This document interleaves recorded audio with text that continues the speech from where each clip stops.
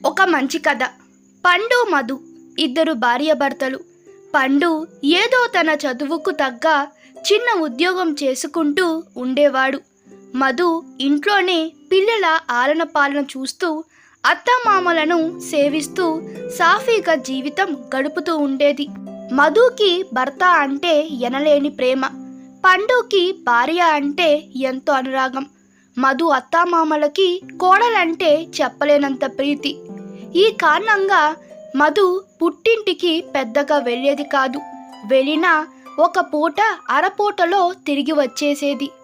ఒక సమయాన మధు వాళ్ళ అన్నగారికి పెళ్లి కుదరడంతో మధు 15 రోజుల ముందే పుట్టింటికి వెళ్ళవలసిన పరిస్థితి వచ్చింది. మధుని పంపడం పండుకి అతని తల్లిదండ్రులకు ఇష్టం లేదు. కానీ తప్పని పరిస్థితి. మధు పుట్టింటికి వెళ్ళింది. పండు స్నేహితులతో కాలం గడుపుతూ తన ఉద్యోగ బాధ్యతలు నిర్వహిస్తూ కాలం వెళ్లదీస్తున్నాడు.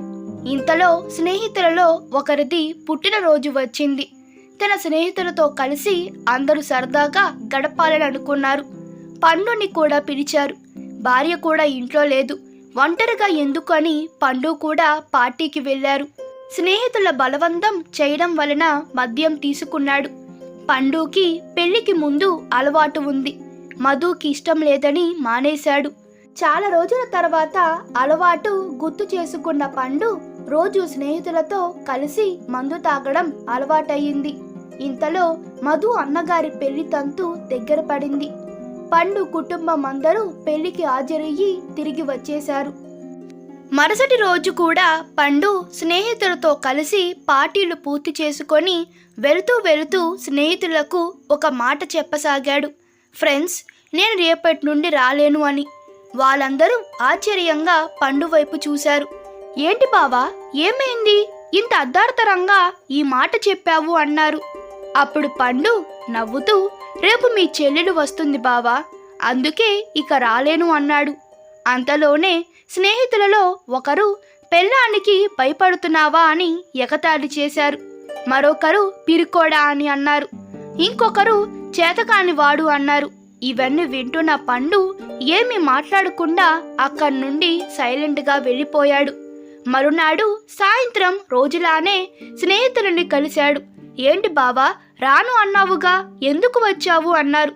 మరొకరు వెంటనే మందుకు బానిసైతే అంతే బావా, ఏది గుర్తుకు రాదు అన్నారు. పండు వాళ్ళందరికీ ఇలా సమాధానం చెప్పాడు. రాత్రి మీరన్న మాటలకి సమాధానం అప్పుడే చెప్పేవాణ్ణి, కానీ తాగి వాగాను అంటారు. అందుకే ఇప్పుడు చెప్తున్నాను. నా భార్య అంటే భయమే నాకు. ఎందుకంటే నేను తాగితే నా ఆరోగ్యం పాడవుతుందని ఆలోచించి తనెక్కడ ఆరోగ్యం పాడు చేసుకుంటుందేమో అని. పిరికోన్నే. ఎందుకంటే నేను చేసే పొరపాట్లన్నీ సమర్థించుకునే నా భార్య ధైర్యం ముందు నేను పిరికొన్నే, చేతకాని వాణ్ణే. ఎందుకంటే నేను ఎంతటి వెర్రి చేష్టలు చేసినా భరించే ఆమె సహనం ముందు నేను చేతకాని వాణ్ణే. పండు సమాధానం విన్నాక అక్కడ మౌనం రాజ్యమెళ్ళింది. అందరూ కొంతసేపటికి తేరుకున్నారు. పండు కళ్ళల్లో చెమ్మరించిన కన్నీళ్లు, స్నేహితుల మౌనం ఇవన్నీ పండుకు గర్వముగా అనిపించాయి.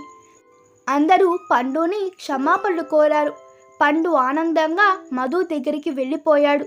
ఫ్రెండ్స్, మనలో కూడా చాలామంది చెప్తూ ఉంటారు, అయ్యో ఇంట్లో మా ఆవిడ ఉంది అన్నాడు అంటే అతను భార్యకి భయపడినట్లు కాదు, గౌరవిస్తున్నట్లు అని అర్థం. భార్యను బాధ పెట్టకూడదు అని అతని అంతరంగికం. మనం భార్యకు గౌరవం ఇవ్వకపోగా ఇచ్చేవాళ్ళని చూసి ఎగతాళి చేస్తున్నాము. ఈ కథ మీకు నచ్చినట్లయితే మీ అభిప్రాయాలు కామెంట్లో తెలపండి. Please like, share and subscribe to my channel. Thank you.